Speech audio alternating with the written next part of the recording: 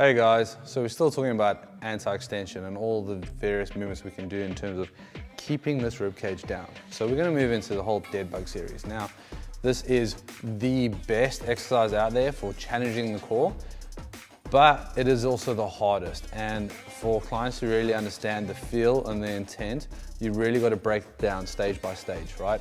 So Ollie's going to have a lay on his back, and as the coach, I'm going to put that underneath his low back. Now, the reason why that band's there is I want to teach Ollie, my client right now, like, do you feel that, bro? Yeah. Right? Now, we want to try and keep that down, right? So first thing we want to do is we just want to teach our client, like, okay, what do we want to do? We want to bring this rib cage down. So I might say to my client, right, take a deep breath in, slowly breathe out, and I want you to bring this down, all right? And as I pull, I want you to try and pinch your back onto the floor. You got that? Got that? Don't let go, right? Deep breath in again, keep your rib cage here, and breathe out again, and I'm going to pull even harder. Okay, so that's the key first. So using breathing to set the ribs down. Now we're going to get a band. You can use a cable, a band, or whatever. All that's going to do is it's going to help us create tension here. Keeping your arms at about 90 is going to get that serratus to get locked on. Remember that whole core chain going from this hip to this serratus all the way back into that scap. Everything needs to be linked together, right? So guess what? We're in this position here, and we're going to go again. Deep breath in. Slowly exhale and pull that rib cage down, and I'm going to take this band and I'm pulling. And if I pull this out, that client's got to do a few burpees for that, right? So we want to try and really make this really interactive. But the client's getting a lot of feedback from this. They really want to understand what that feels like.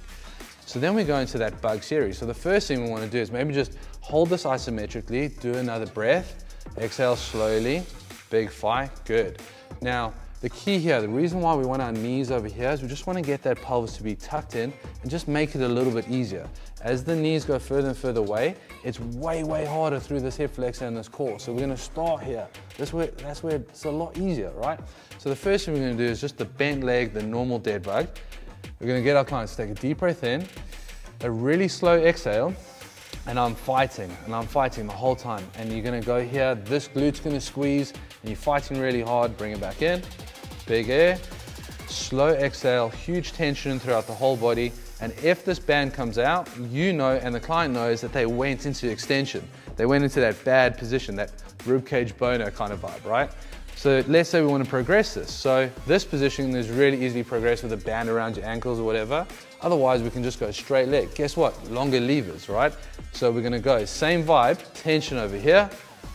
And this leg, this is the leg we're fighting with. Right? We're making sure this stays tight. Bring it back up and go. Big exhale, and I've got tension on the band. Absolutely epic. All right, so we're trying to challenge this position in many different ways.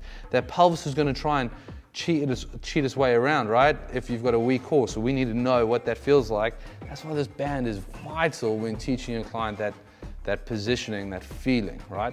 The next progression is just trying to challenge it where you've got this unilateral kind of tension coming through here, and we're challenging the slings, the opposing slings, within this anti-extension position. So Ollie's going to go up into this dead bug position. He's going to take the opposite hand and fight against this knee. Conversely, this knee is fighting back as he opens up.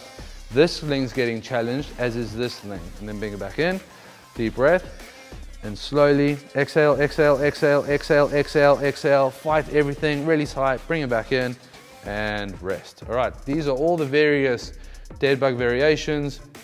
As I said, we can put a little glute mini band around the ankles, whatever, around the feet, to just try and challenge that. But the key here is, a lot of the time people are moaning about, oh, stretch the hip flexors are tight, the hip flexors are tight. Oftentimes they're tight because they're weak, they're not working, they're not tying together that core of yours that needs to work. So a strong right hip flexor links with a strong opposing glute. So we've got to train the whole body, that core, that pelvic region, that pillar of strength that we need to build our clients, you know, we need to build their pillar. And this is one of the best things out there. This is a huge proponent of my activation series for any kind of sessions. Like, if my client's stuck in extension, guess what? I'm going to activate the shit out of it, get it switched on. Now we're ready to move. Now we can go lift and do all the sexy stuff. It starts here, on the floor, teach them where to be.